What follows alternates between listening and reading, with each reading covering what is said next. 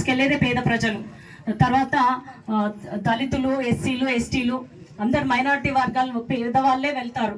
కాబట్టి వాళ్ళకి corporate level స్థాయి వైద్యం అందాలంటే అన్నగారి కృషి వల్ల సాధ్యమవుతుందని తెలియగానే నేను చాలా ఆనందపడ్డాను. అన్నగారు అట్లనే విద్యకు సంబంధించిన హాస్టల్స్ అన్ని కూడా హాస్టల్స్ రెంట్కి తీసుకొని నడిపిస్తున్నారంట. కానీ అన్నగారు రేవంత్ రెడ్డి గారిని అడిగి మరి సొంత భవనాల నిర్మాణానికి కృషి చేశారంట. ఇవన్నీ తెలుసుకుంటే విద్యా వైద్యము అన్న చాలా కృషి చేస్తున్నారు. ఇవి కనుక బాగుపడితే ప్రతి ఒక్కరికి, ప్రతి పేద బిడ్డకి చేరుకుంటే కనుక దేశం చాలా ముందుకు వెళ్తుందన్నది కాదనలేని సత్యం ఇది. కాబట్టి అందుకే అన్నగారు కూడా అవిశ్రాంత శ్రామికుడుగా మీకోసం పనిచేస్తున్నాడు. నియోజకవర్గాన్ని కుటుంబంగా భావిస్తున్నాడు.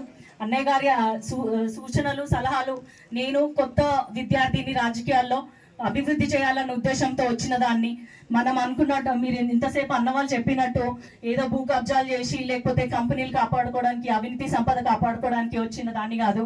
కత్తి వెంకటస్వామి అన్నగారు చెప్పినట్టు ధర్మం కోసం వచ్చిన దాన్ని.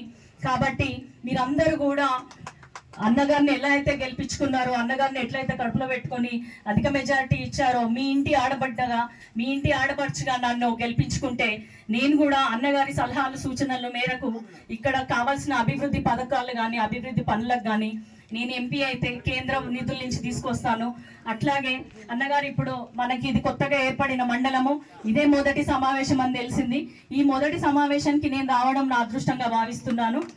మీ అందరికీ కూడా నేను ఎప్పుడు రుణపడి ఉంటాను. ఎందుకంటే ఆల్మోస్ట్ ఇవాటి నుంచే నేను ప్రచారం మొదలు పెట్టాను, అది కూడా మీ గ్రామం నుంచే. కాబట్టి ఇది నాకు కలిసి వస్తుందని నేను భావిస్తున్నాను. ఇక్కడికి రావాల్సిన అనేక ప్రభుత్వ ఆఫీసులకి నేను తోడ్పాటు అందిస్తాను. ప్లస్ నేను కడియం శ్రీ